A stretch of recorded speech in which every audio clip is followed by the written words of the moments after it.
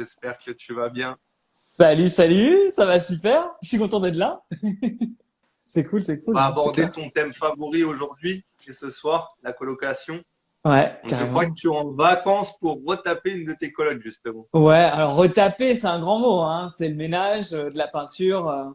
Elle a vécu pendant 4 ans. Et ça, c'est intéressant, tu vois. Je suis en train de faire des vidéos aussi là pour YouTube là-dessus, parce qu'on parle pas assez d'une colocation qui a vécu 4 ans.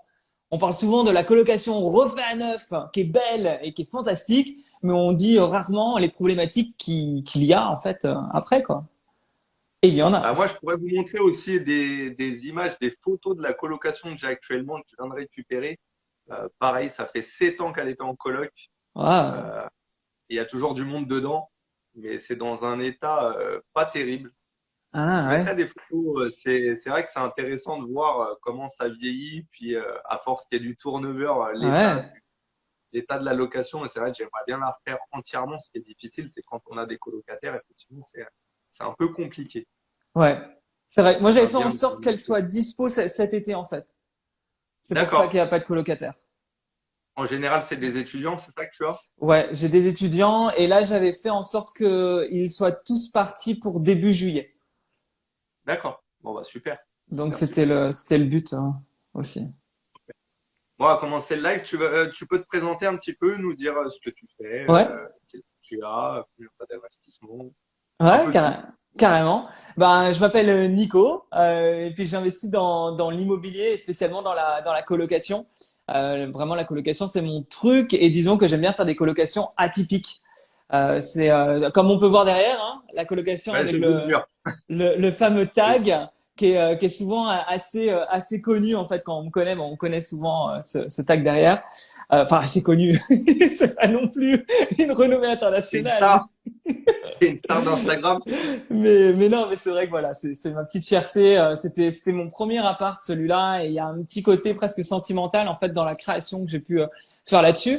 Et donc, bah, j'ai commencé à faire des colocations comme ça. Et ma particularité, c'est que j'ai pas de CDI, j'ai jamais eu de CDI, donc j'ai commencé à investir sans CDI. Et souvent, ça, on me disait, mais comment tu fais? Et pourtant, bah, c'est possible. Et l'autre particularité qui a changé depuis et qui change beaucoup de choses dans ma vie quand je vais voir mes colocs, pas mes colocations, hein, pas mes colocataires, je les vois pas forcément, c'est que j'avais pas le permis quand j'ai commencé à investir. Donc j'ai investi sans CDI, à distance et sans permis. Et j'ai commencé comme Ok. ça. Bon, sans permis à distance, je sais pas si c'est un problème parce que tu peux te déplacer en train. En Ouais, revanche, sans CDI, je veux bien que tu nous dises ce que tu fais et si tu ouais. avais déjà des bilans ou si, enfin, comment tu as fait, comment tu as procédé pour investir et te faire financer malgré le fait que tu n'aies pas de CDI.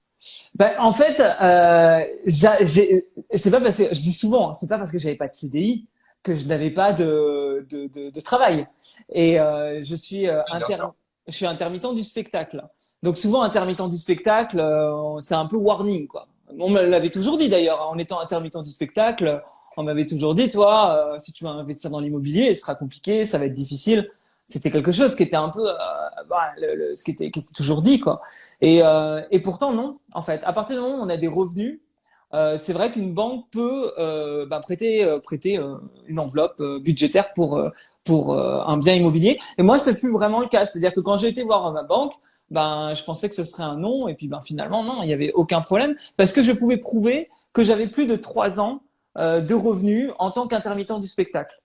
Et pour être En plus... fait, ce qui compte, juste excuse-moi de te Ouais, non, couper, vas-y, juste pour vas-y. rebondir sur ce que tu dis parce que c'est super intéressant. Voilà, ils ont travaillé 15 ans à la banque. C'est vrai que ce qui compte, c'est la récurrence des revenus en fait. C'est pas forcément le CDI. Les gens sont trop focalisés sur un CDI. C'est vrai, on va pas se cacher que c'est un avantage. Mais il n'y a pas que le CDI. Si vous avez une récurrence dans vos revenus, que vous soyez en intérim, en CDD, intermittent du spectacle comme tu l'es, mais qu'on peut prouver qu'il y a une récurrence, que les revenus sont stables ou à la hausse, et bah, tout peut se justifier et vous pouvez vous faire financer, il n'y a pas de souci. Ouais. Je vois Nat qui dit, tu fais quoi comme métier en tant qu'intermittent? C'est vrai que c'est une bonne question aussi. Je suis journaliste sur des émissions de divertissement. Ce qui, ouais, c'est ça. Super. Tu passes à la télé alors? Non, non, non, je passe pas. C'est arrivé, mais c'est pas le cœur de mon métier. Je prépare les émissions. Je prépare toutes les émissions que je ne regarde pas. Je Ah, prépare c'est pas de casson dessus. Je prépare Parce les qu'elles sont émissions. super intéressantes ou… Non, non, non. Alors pas du tout. Je suis très content des émissions que je préparais. Il y en a certaines qui sont vraiment intéressantes. Maintenant, c'est vrai que je dis souvent, je prépare les émissions pour ceux qui ne passent pas à l'action et qui glandent sur leur canapé. C'est pas faux parce que, en fait, le souci avec l'investissement immobilier, c'est que beaucoup de gens, quand tu discutes avec eux, alors au-delà des formations, etc., mais il y a beaucoup de gens qui vont te dire, oh, c'est génial ce que tu fais, tu as trop de la chance, tu as vu tout ce que tu as.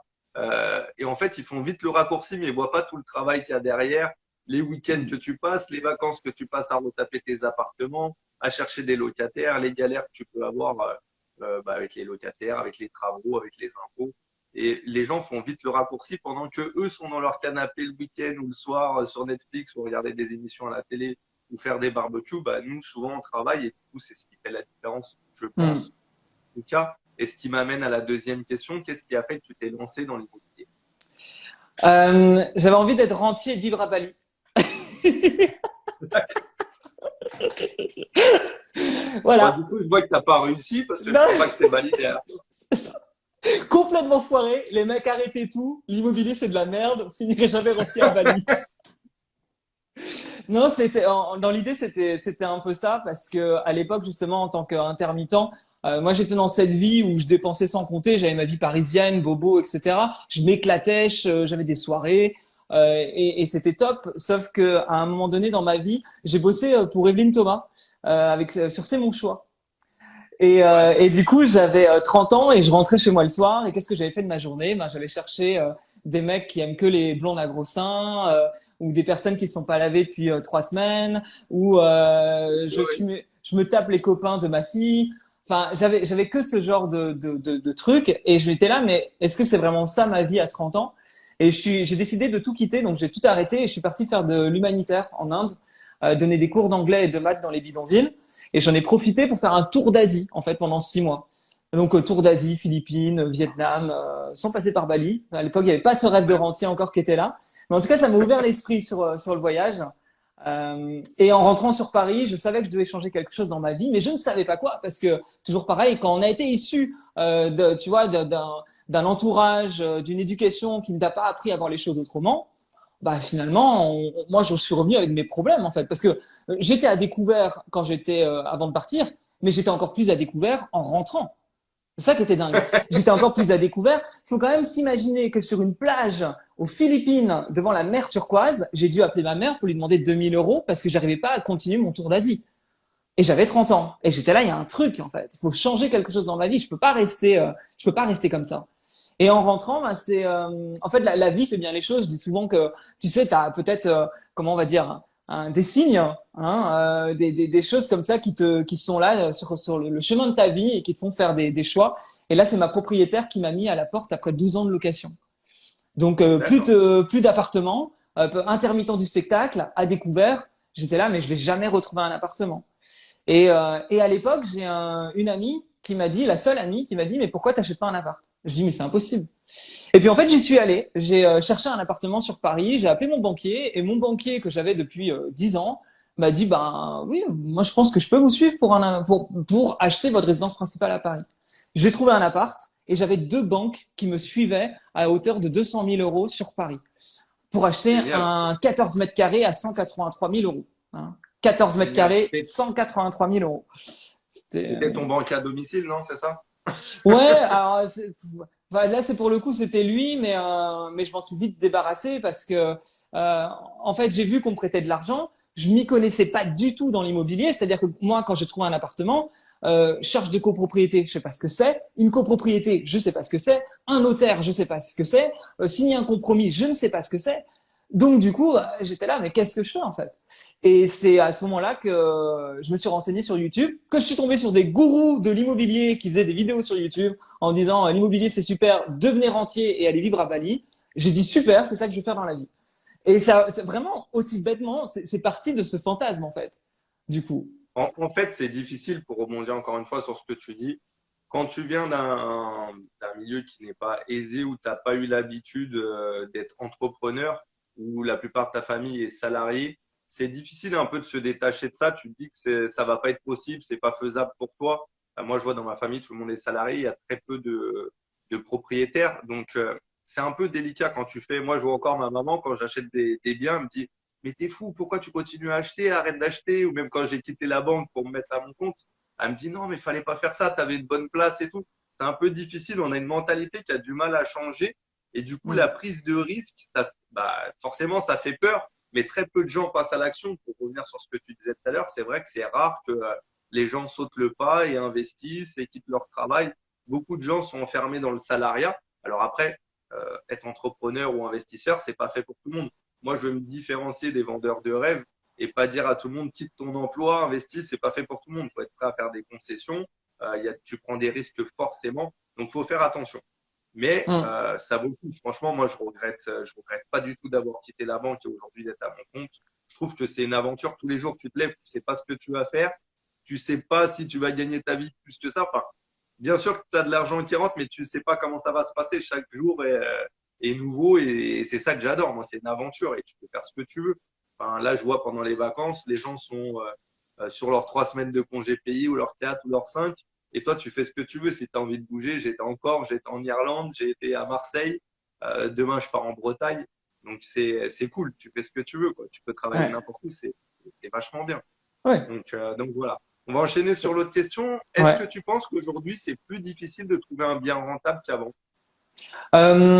Oui, je pense que c'est effectivement plus difficile. Quand j'ai commencé il y a 4 ans et que j'ai décidé d'aller à l'encontre, comme tu disais, en fait, de mon entourage qui me disait mais t'es complètement fou, ta banque te prête de l'argent pour acheter un appart à Paris, tu décides d'annuler cet achat, hein, du coup qui n'a pas été jusqu'au bout, pour aller acheter un appartement en province et faire de la colocation.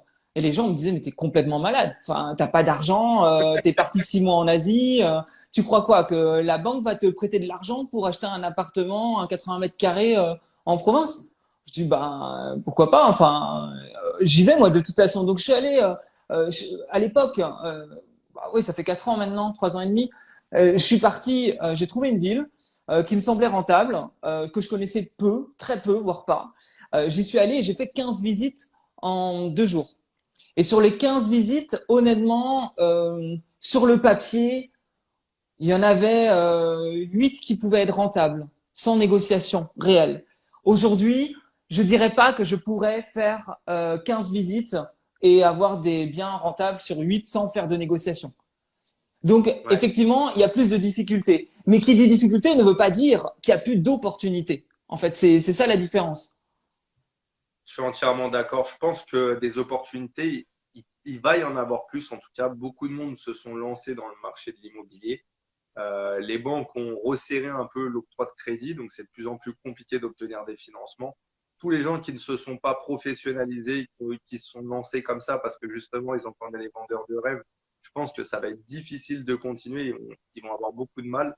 Du coup, ils risquent d'avoir pas mal d'opportunités pour les gens qui sont préparés, qui ont de la trésorerie. Je pense que ça va être l'occasion justement de se démarquer. Mm. Est-ce que tu peux nous parler de la technique que tu utilises, la technique locative, la stratégie locative que tu mets en place et que tu utilises aujourd'hui? Ouais, bah c'est la colocation qui m'est. En fait, la colocation, moi, ça m'a paru évident parce que justement quand j'ai commencé, je me suis dit, ok, la colocation est plus rentable que de prendre un bien locatif et de louer à une famille ou à une personne à l'année. C'était moins chronophage, en tout cas à l'époque. Je dirais qu'aujourd'hui ça a pu évoluer, mais c'était moins chronophage que de la courte durée. C'était moins compliqué, enfin ça demandait une moins grosse enveloppe que d'acheter un immeuble de rapport. Si je n'achète pas un immeuble de rapport au fin fond de la Creuse, bien évidemment, mais c'était pas mon objectif. Et c'était plus simple à organiser que de faire une division de maison. Donc, je suis allé sur cette idée, ben, ok, t'achètes un 80 mètres carrés, ton 80 mètres carrés, ben, t'en fais ce que tu veux, tu loues à la chambre, tu es dans une ville étudiante, quel risque tu prends par rapport au fait, ben, quand la ville est étudiante, logiquement, bah, tu loues. Et en plus de ça, moi, il y avait le côté où quand j'ai commencé l'IMO, je savais tout de suite que je m'amuserais en termes de décoration. C'était vraiment mon but. Je voulais créer des appartements, entre guillemets, à thème pour me démarquer, être différent et m'éclater, en fait, avant tout, et avoir une demande locative plus forte. Ouais, c'est important, je pense, de prendre du plaisir dans ce qu'on fait. En fait, trop de gens assimilent l'immobilier juste au côté financier, à l'argent. Mais je pense qu'il y a une partie plaisir dans tout ce qu'on fait. Si tu prends pas de plaisir dans ce que tu fais, c'est difficile de réussir. Les gens qui vont voir que le côté cash flow, le côté argent bling bling tous les mois en étant investisseur et après vouloir être rentier, Le raccourci est trop rapide. Du coup, je pense qu'il y a beaucoup de travail à mettre en place. Mm. Il faut être passionné, comme tu dis. Toi, c'est la déco. Moi aussi, j'adore la partie travaux. C'est là où je m'éclate. Moi, j'ai un truc, c'est bizarre. Je suis pas fétichiste, mais j'adore les salles de bain. Les salles de bain et les cuisines, c'est là où je prends mon pied. C'est vraiment là où Ouais. je m'éclate. Je trouve que ça crée tout de suite un effet waouh. En fait, dès que tu as une belle salle de bain, les gens, ils sont comme des fous. Là, je vois, moi, chez moi, la Ouais. salle de bain, j'ai mis baignoire et douche. Les gens, ils sont comme des fous. Dans la précédente maison, j'avais mis des douches. En fait, j'en avais mis deux dans la même douche. Ouais. J'avais mis deux colonnes de douche. Et les gens me disaient, Ah. purée, c'est un vestiaire de foot, le truc. Mais c'est génial, je trouve. Enfin, tu peux faire tellement de trucs. Franchement, c'est un kiff, moi, les salles de bain. Ouais. Euh, Est-ce que, d'après toi, le marché de la colocation est saturé? Alors, le marché, il y a de plus en plus de colocations. Ça, c'est une certitude. Ce qui fait qu'aujourd'hui, tu débarques, tu fais une colocation un peu moyenne, avec juste des murs blancs, pas très bien placés. Franchement, tu peux galérer. Comparé à il y a à 4 ans où vraiment la colocation, ça se louait comme des petits pains. Aujourd'hui, je dirais que c'est plus compliqué. Et même en parlant en toute transparence, là, l'appartement où je suis, j'avais idée, je savais pas ce que je l'ai bloqué moi cet appartement parce que je savais pas trop si je voulais le revendre, le mettre en Airbnb. J'avais envie de changement. Sans parler du tout de la stratégie de la colocation qui moi me pose pas de problème. Là, c'était plus une envie personnelle d'avoir un peu de changement. Et là, il y a moins de 24 heures d'ailleurs, j'ai décidé de continuer encore en coloc. Et du coup, j'ai mis une annonce hier pour cet appart. Et j'ai eu 3 demandes en 24 heures. D'accord. C'est rien. C'est rien. En plein été, c'est rien. Je vais pas dire le contraire. Habituellement, en plein été, quand je mettais une annonce, on était sur entre 10 et 15 demandes par jour. Tous les jours. Donc Ouais. là, je suis bien placé. En termes de déco, j'ai pas à me plaindre. Je pense que je suis assez différencié, tout ça, et pas de souci. Par contre, effectivement, là, je sens une petite baisse de la demande. Cependant, j'en parlais avec une amie ce midi, d'ailleurs investisseuse, qui me disait, en ce moment, il y a une sorte les résultats des concours d'école tombent facilement à la fin août. Et Ouais. elle a remarqué depuis l'année dernière. Moi, l'année dernière, j'ai eu peut-être qu'un turnover, donc j'ai pas eu cette problématique. Elle dit l'année dernière, 15 juillet, 15 août, il s'est rien passé.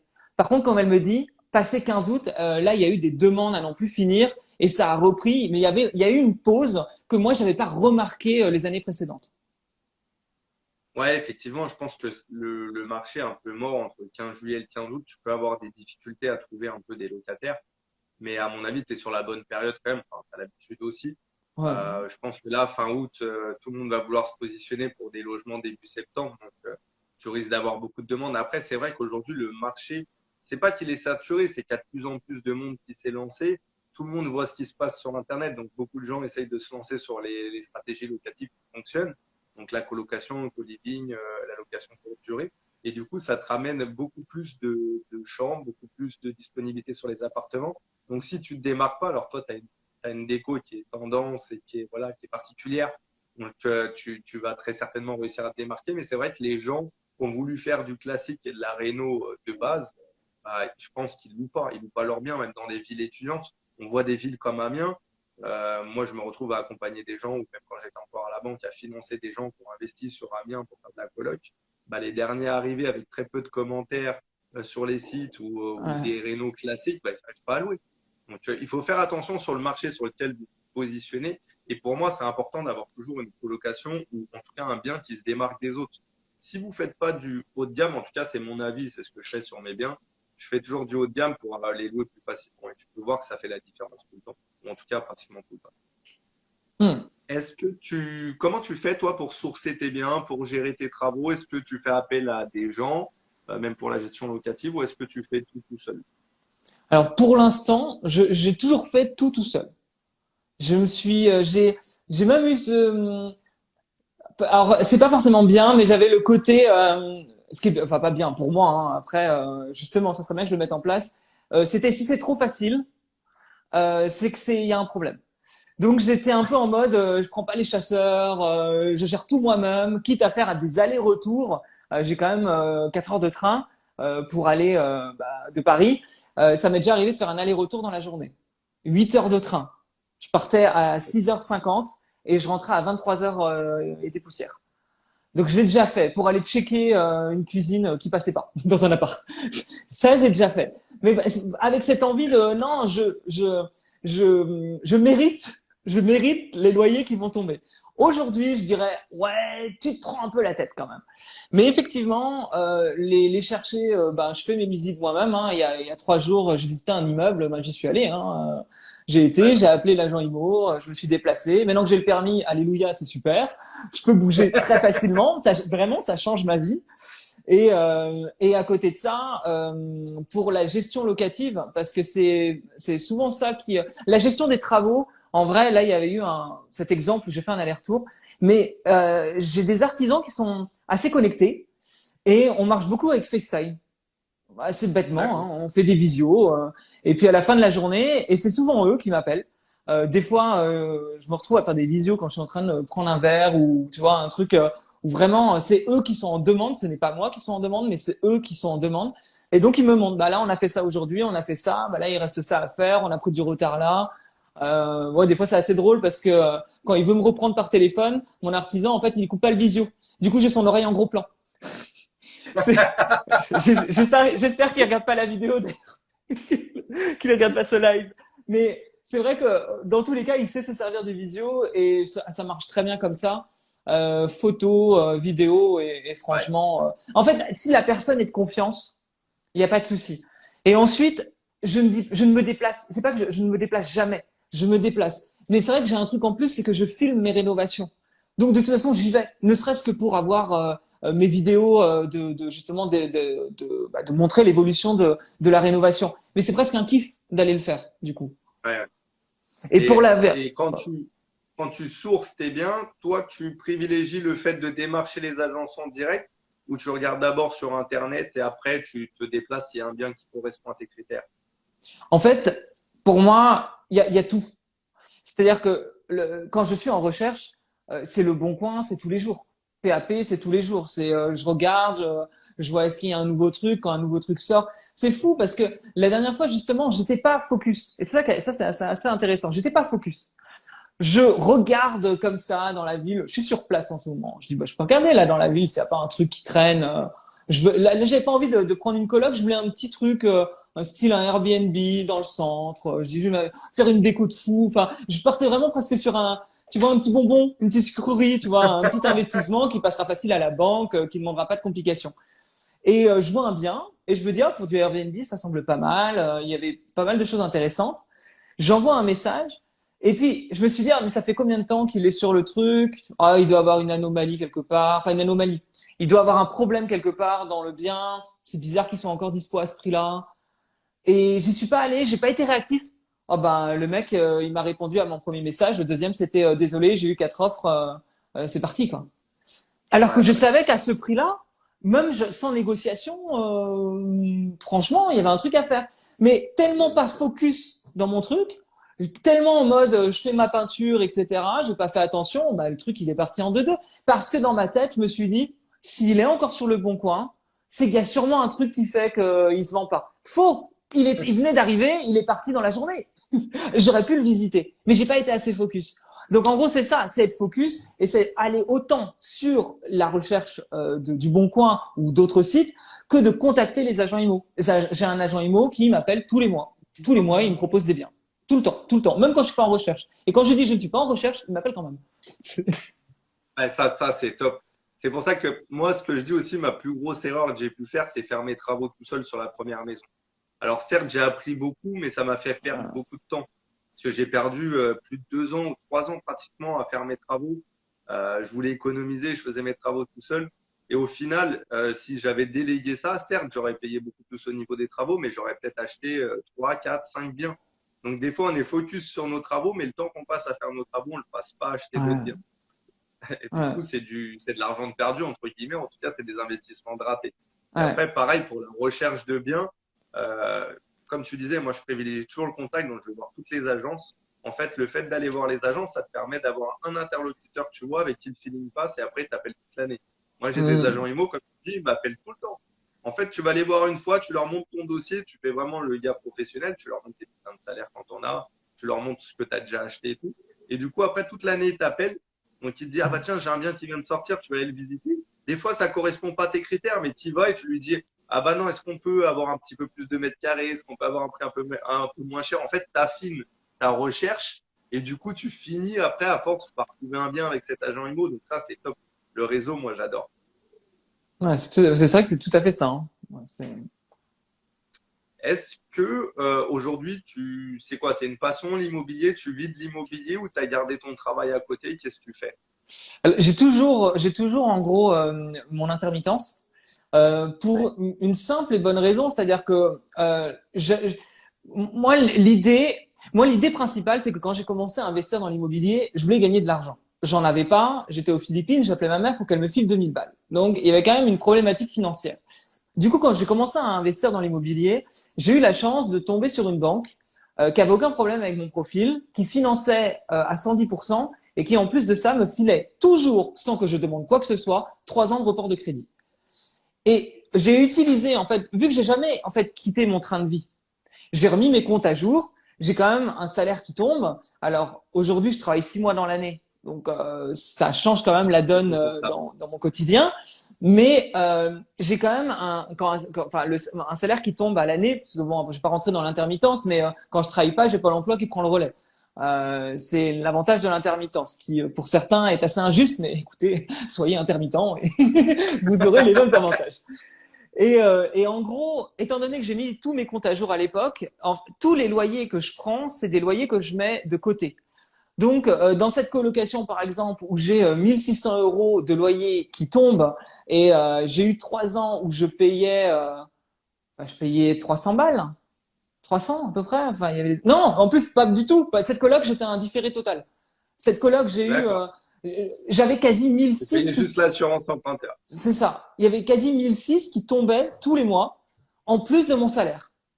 J'ai enchaîné dans la foulée, 4 mois plus tard, avec une autre coloc à 1390 de loyer, avec un différé partiel. J'ai doublé mon salaire, avec le différé bien évidemment, mais j'ai doublé mon salaire avec mes deux colocs déjà. Du coup, je mettais enfin, tout l'argent que je gagnais, je le mettais de côté. D'accord. Et ça, en fait, je trouve ça fantastique parce que jamais j'aurais pu créer une épargne comme j'ai aujourd'hui sans les différer. Cette colocation, j'avais fait une étude de cas justement sur mon YouTube. Elle m'a rapporté en 3 ans 50 000 euros. Va demander à ton patron 50 000 balles, pas sûr qu'il te les donne comme ça en 3 ans.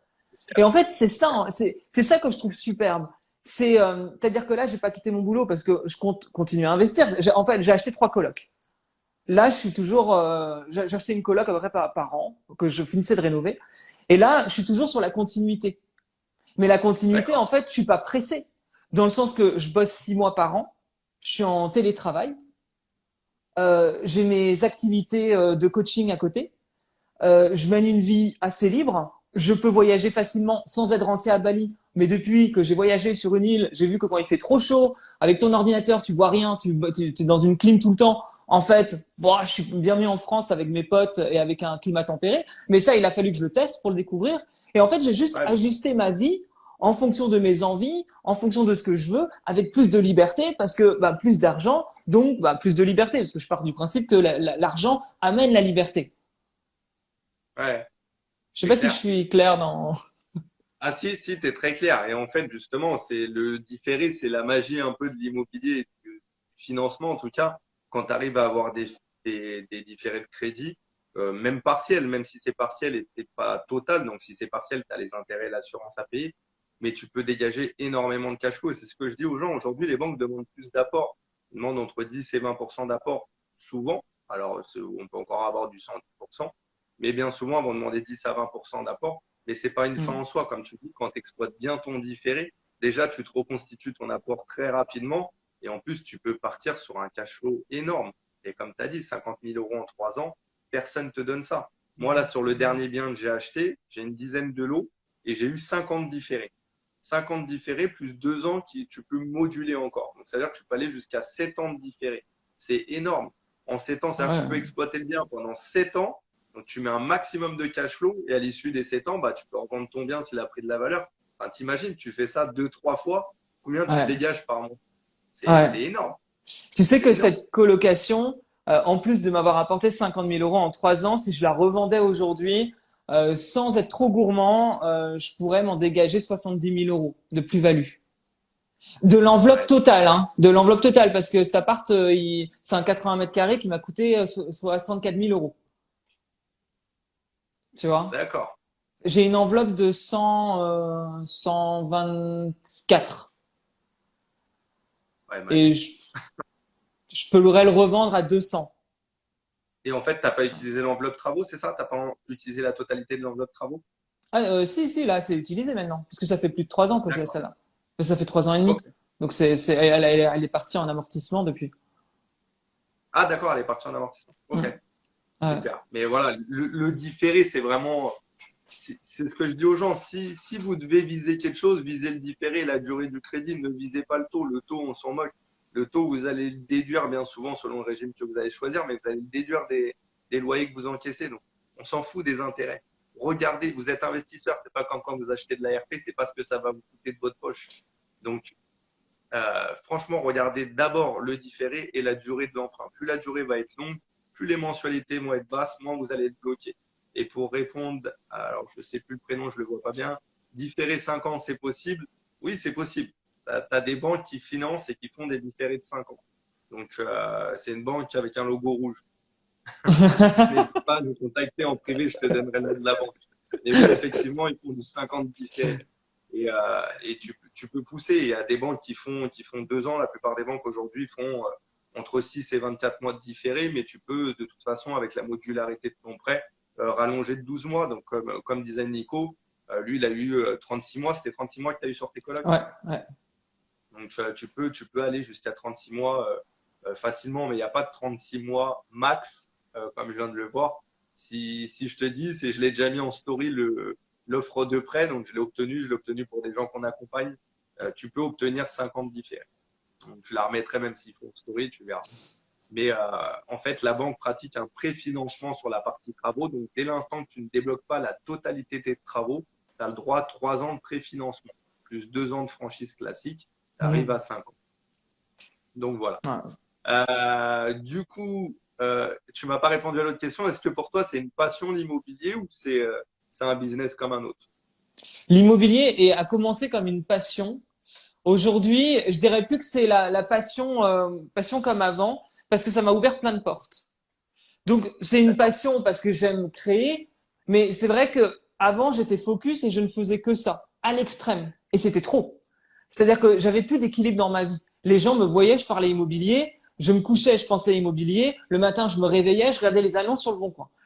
Et là, j'ai vu que c'était trop. Tu vois, là, c'était même plus d'une passion, c'était du fanatisme. Aujourd'hui, j'ai trouvé une balance beaucoup plus équilibrée. Même là, je suis dans un de mes appartements. Je suis, en fait, je réfléchis en même temps que je parle parce que je me dis, c'est fou parce que là, je prends pas de loyer en fait sur cette coloc là cet été. Euh, mais c'est Ouais, pas grave, hein. J'y vis.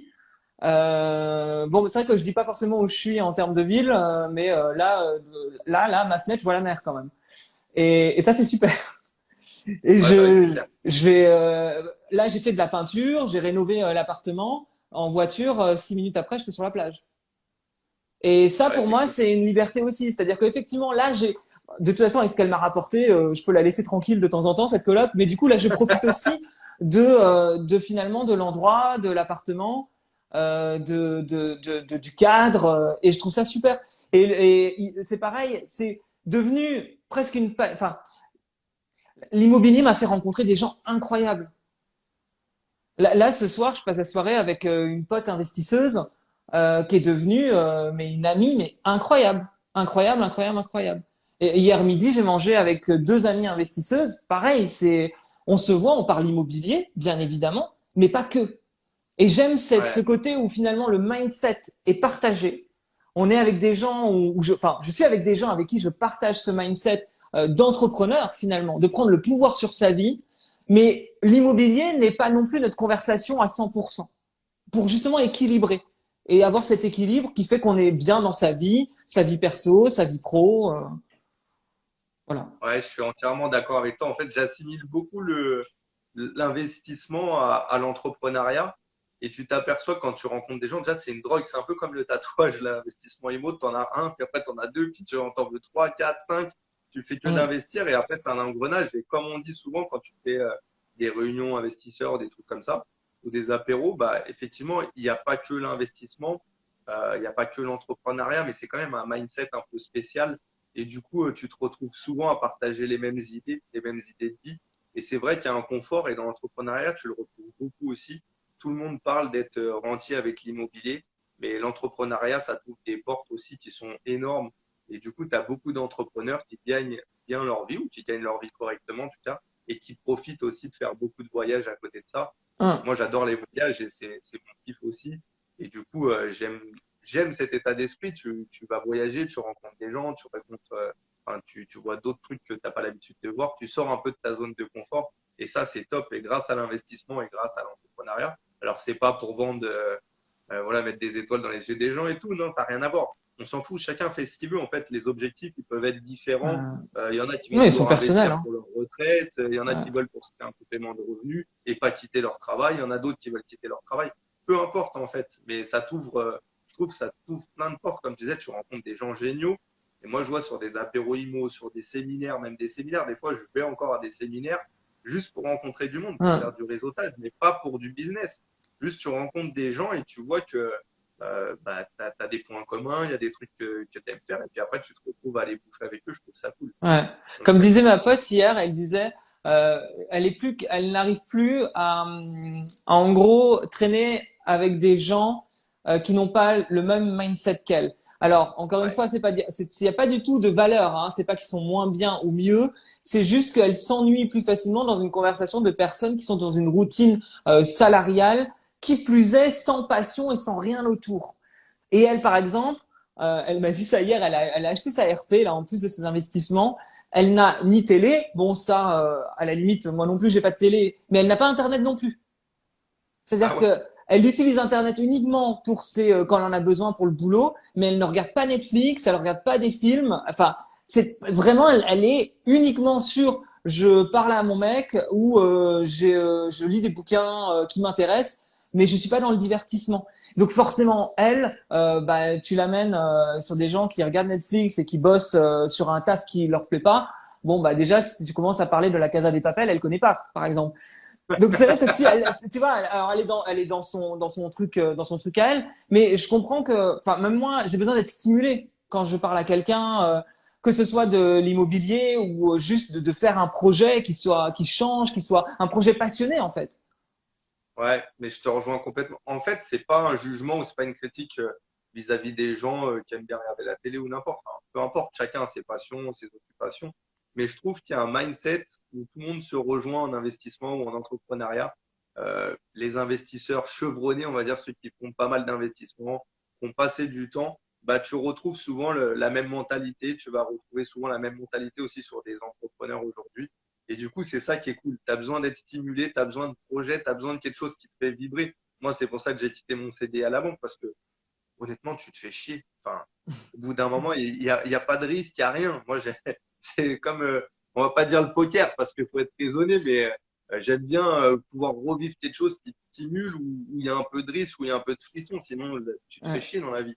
Donc, c'est cool de faire des trucs et de passer à l'action. S'il y a un conseil que je peux vous donner, c'est ne restez pas à regarder des gens, alors que ça soit là sur Instagram. C'est cool, vous êtes présent ce soir, mais euh, faites, voilà, passez à l'action. Vous voyez des trucs, vous analysez un petit peu vos projets et passez à l'action. Ne passez pas juste votre temps à regarder comme les gens qui achètent des formations, ils prennent 50 formations et ils finissent jamais par acheter de l'immobilier. Au bout d'un moment, ce qui va faire que tu vas apprendre, c'est que tu vas acheter un truc, tu vas faire des conneries parce qu'on en a tous fait. C'est obligé, c'est comme ça que tu apprends. Et moi, ce que je dis, il faut payer pour apprendre. Alors, pas payer que des formations, il faut payer des bêtises que tu vas faire, Ouais. des erreurs, et c'est comme ça que tu apprends. Donc, c'est ça qui est cool aussi. Totalement. Est-ce qu'il y a un conseil que tu peux donner aux gens qui nous regardent ce soir ou qui regardent le live en replay, qui veulent se lancer? Est-ce qu'il y a un conseil que tu peux leur donner? Bah, c'est vrai que là, t'as dit le plus gros conseil qui paraît tellement basique. Je le répète souvent, il est bébête, mais il fonctionne. C'est le passage à l'action. Ça, c'est sûr. Et je dirais peut-être aujourd'hui de ne pas chercher forcément, c'est quoi l'expression, le mouton à cinq pattes? Ouais, Et aujourd'hui, bah justement, si on essaye de fantasmer un bien immobilier en se disant, faut qu'il y ait 15% de rentabilité, faut que la coloc elle soit à 19% de renta net, que le cash flow soit de 1500 balles. Oui, on va se détendre un peu. Justement, on en parlait au début. L'immobilier a aujourd'hui trouvé de la rentabilité. C'est plus en un claquement de doigts. Je l'ai vu, mais aujourd'hui, moi, en tout cas, dans ce que je cherche, c'est plus en un claquement de doigts.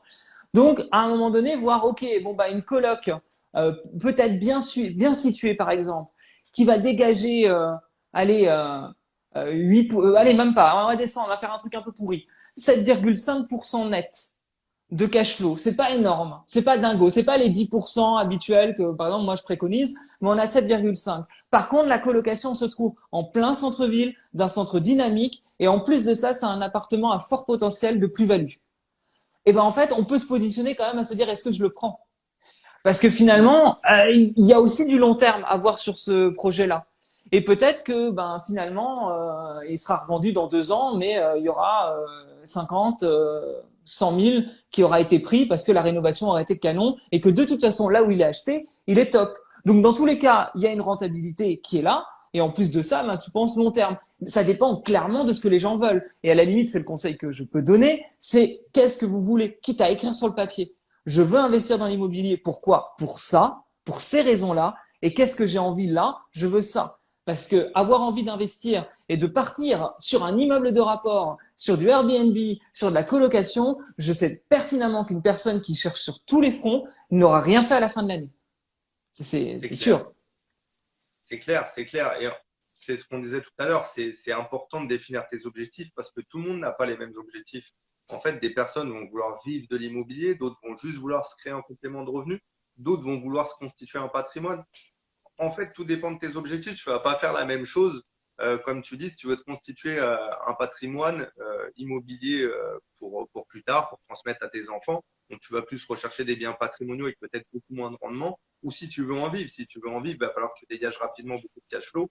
Et du coup, ça va pas être les mêmes stratégies locatives, ça va pas être les mêmes financements que tu vas rechercher. Enfin, il va y avoir beaucoup de choses différentes. Donc, définissez d'abord vos objectifs. Une fois que vous avez défini vos objectifs, passez à l'action. Mais faites pas l'inverse. Et comme tu disais, si vous êtes focalisé sur tout et que vous cherchez tout et n'importe quoi, vous risquez de rien trouver. Donc, axez vos recherches sur ce qui peut vous amener à atteindre vos objectifs. Quand je regarde, la stratégie que j'ai utilisée était très claire. J'avais besoin d'argent. C'était mon leitmotiv. Donc j'ai pris des colocations pour avoir plusieurs loyers qui rentrent d'un coup avec des différés d'emprunt. C'était ma stratégie. J'ai des potes enfin un pote en particulier qui m'avait dit, mais quand même, mets ton appartement en amortissement le plus vite possible. C'est important de rembourser du capital. Oui, mais pour toi c'est important. Là pour moi, je veux de l'argent. J'ai besoin d'argent. J'en avais pas. Donc c'était ma stratégie pour atteindre l'objectif que je voulais. En fait, c'est exactement ce que tu dis.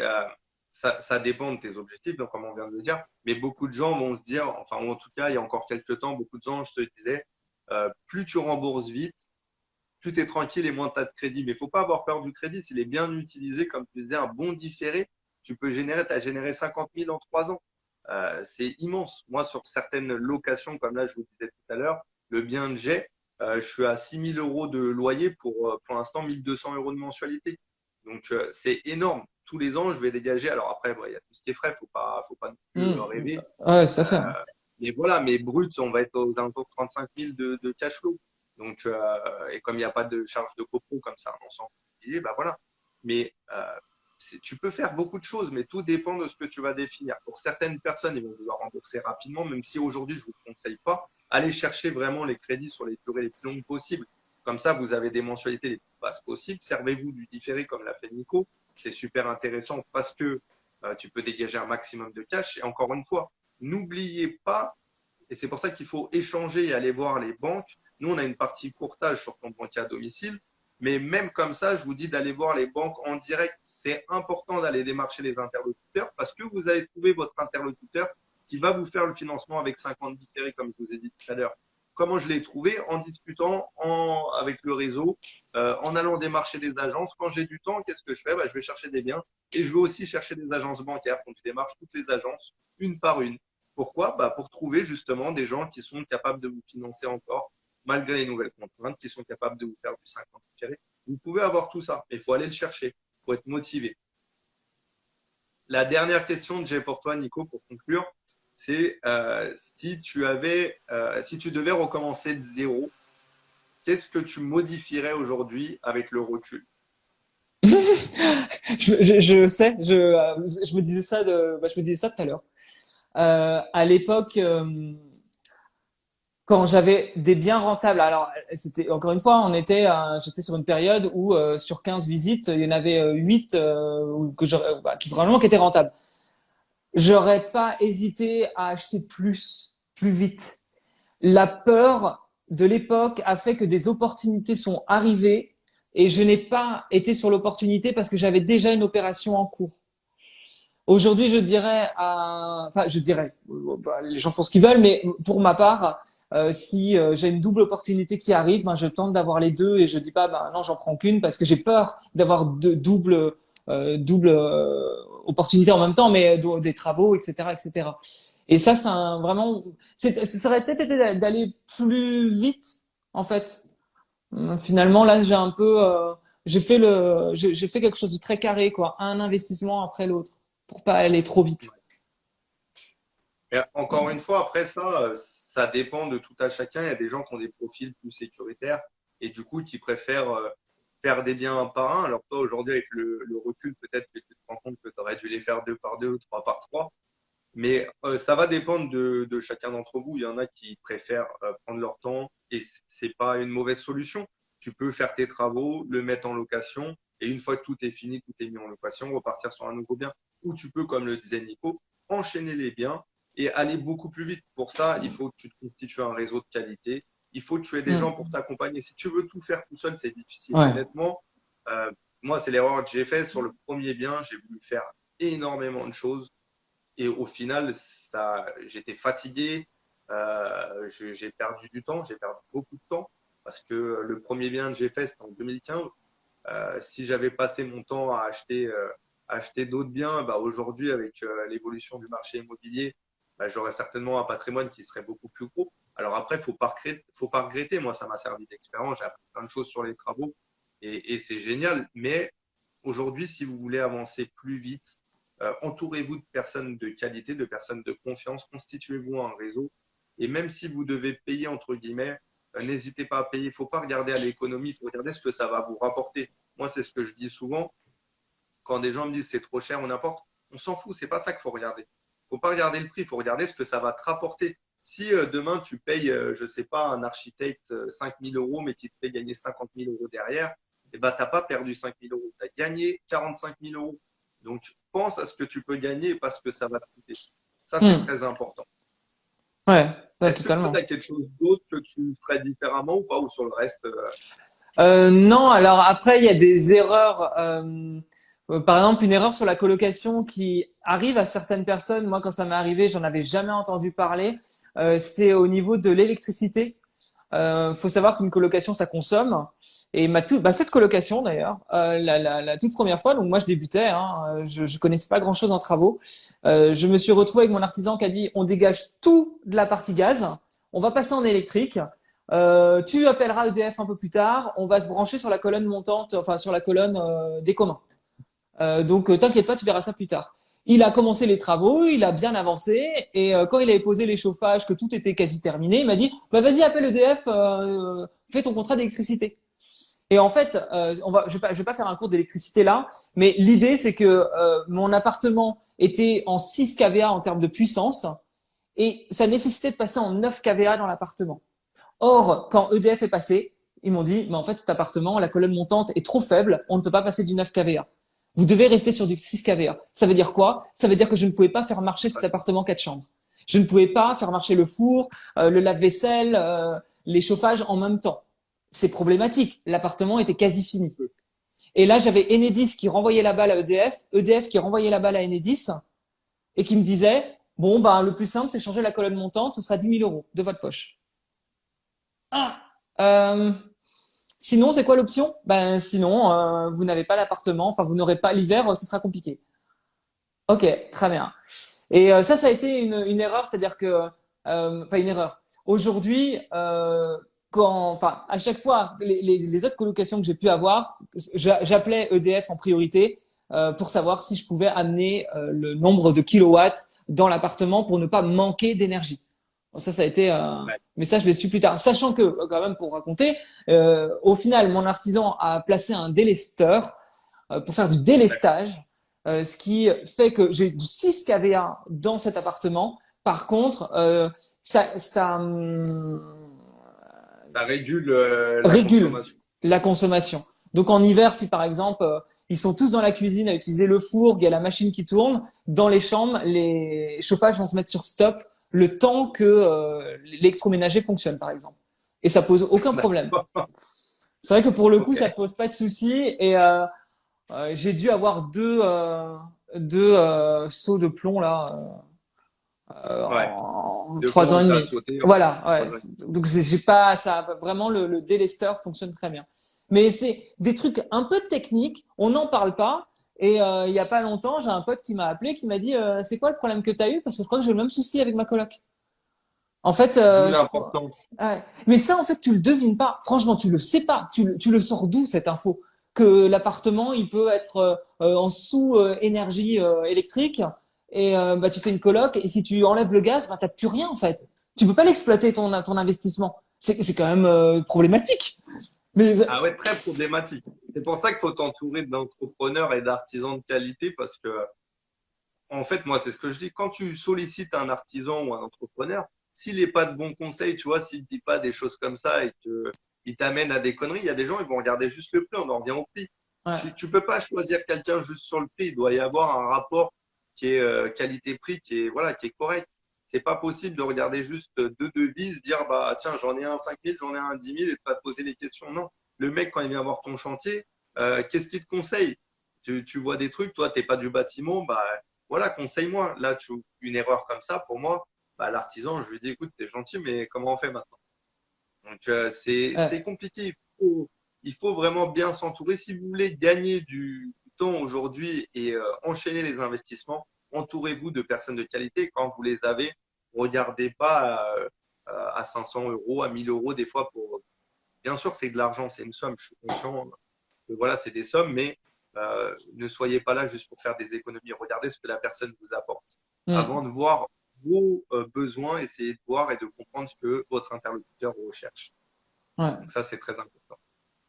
Ok, bah merci beaucoup Nico en tout cas pour tous tes conseils. Je ne sais pas si tu veux rajouter quelque chose. Non, je rajouterais le dernier conseil qui est ultra important, qui rejoint à ce que tu viens de dire, mais pour aller un peu plus loin, je dirais la confiance n'exclut pas le contrôle. Toujours contrôler du coup quand on te dit quelque chose. Euh, Vraiment rapidement, j'ai eu un artisan qui m'a été conseillé par une amie et il se trouve que l'artisan s'est barré avec la caution et j'ai perdu 100 500 balles quand même dans l'histoire. C'était un conseil d'amis. Sauf que je n'ai pas vérifié ce conseil. Je n'ai pas vérifié l'artisan et honnêtement, en 3 clics sur Internet, j'aurais très bien cerné la personne et je n'aurais pas fait confiance. Donc la confiance n'exclut pas le contrôle et quand une personne de confiance suggère quelque chose, toujours vérifier derrière, même si on a confiance en la personne. Et ça, c'est un truc con de chez con parce que je vérifie toujours ce que j'ai fait pour cet artisan trop tard. Je le fais tout le temps. J'aurais eu l'info direct si j'avais regardé. Je n'ai pas vérifié. Et que dalle, le mec, il m'a fait tourner en bourrique. Ça a duré 2 mois où j'ai cru péter un câble. Et ça s'est terminé. J'ai pris une autre entreprise et j'ai fini les travaux parce que c'était soit je me prenais la tête avec lui. Voilà, on part sur un autre sujet sur qu'est-ce qu'on fait quand on se retrouve face à ça. Bon, moi, ça a été sous le conseil d'un pote avocat. Qu'est-ce que tu veux? Tu prends le pouvoir sur ta vie, tu règles le problème et tu mets ton appartement très vite en location, ou alors tu pars avec lui en juridique. Je peux t'aider pour ça. On en a minimum pour 2 ans. Et franchement, vu son profil, je suis pas sûr que tu récupères tes 5 000 euros. Ouais. On a une question, comment tu peux vérifier en fait sur société.com ou sur Oui, Infogreffe. Alors sur Infogreffe, c'est payant, mais tu peux voir si Ouais. l'entrepreneur ou l'artisan est à jour de ses charges sociales, s'il est à jour de tout ce qui est sécu, etc. Donc, Ouais. n'hésitez pas, ça coûte dans les 30 euros, je crois, pour faire toutes les interrogations. Mais ça te permet de voir que l'artisan est à jour et qu'il n'a pas il a pas de soucis. Pareil, sur société.com, c'est gratuit. Tu peux vérifier déjà plein de renseignements, comme des fois le chiffre d'affaires, voir si ça a changé de dirigeant ou de gérant. Tu as Ouais. plein d'éléments qui peuvent te mettre la puce à l'oreille. Donc, n'hésitez pas à faire les interrogations. Même quitte à aller sur Infogreffe et mettre 30 euros, vaut mieux mettre 30 euros que Hmm. 5 000 euros d'acompte ou plus. Tout à fait. Et je dirais que il y a société.com, bien évidemment, mais aussi tout plus simple, Google, hein. Parce que là, si j'avais regardé, en fait, non, alors, nuance. Sur Infogreffe, j'ai vu qu'il avait deux sociétés. Et la Ouais. première société, quand j'ai regardé sur Google, les critiques étaient, mais c'était dingue, mais c'était même pas possible de voir ça. Il y avait marqué noir sur blanc. Ce mec est un escroc, il monte des sociétés, il prend les acomptes et disparaît dans la nature. Il y avait marqué noir sur blanc sur Google. Il n'y avait pas qu'un avis, hein, il y en avait plein. Ouais, c'est clair, c'est clair. J'aurais pu Et trouver ça très, très, très, très rapidement. Très rapidement. Dans la ville où je suis, ça avait vraiment fait le téléphone arabe. Il a quand même arnaqué 6 investisseurs. Au moment où ça s'est passé avec moi. On était 6 dans la boucle. ouais, c'est Ouais. vrai ce que tu dis au-delà de société.com et d'Infogreffe. Tout simplement, regardez les avis Google. Des fois, en tapant, les mecs ne se cachent même pas. Oui. Les escrocs, la plupart du temps, ils prennent même pas le temps de se cacher.